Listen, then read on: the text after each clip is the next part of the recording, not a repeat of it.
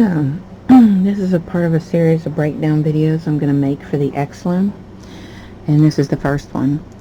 You look at this and you're like, oh my god, how the heck do you use it?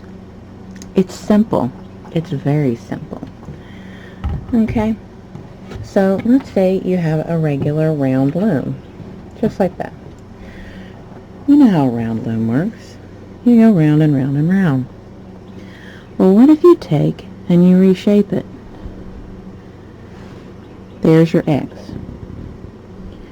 That's the thing.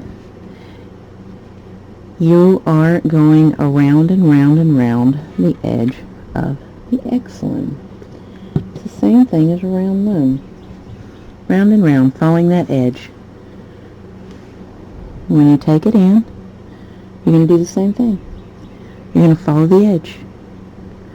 Round and round. Okay? And the thing is about the X loom, your starting point is in the middle. And the reason being for this is you have these wedges. And they move in and out. And where you need is a starting point that doesn't move. So it starts in the middle of the loom. Okay. And you work your way around the perimeter of the X loom. And that's how it works. Okay. Now, you have these wedges. You have 4 of them.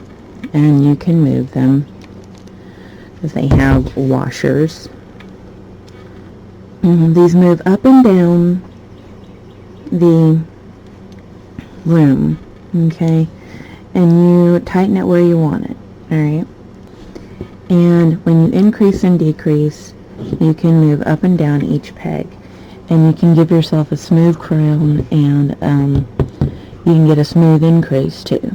But how this works, it's as simple as that. You know how a round loom works. You know how a long loom works. You know how an oval loom works.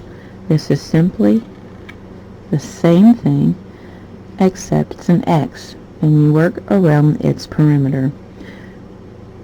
So that is how the X loom works.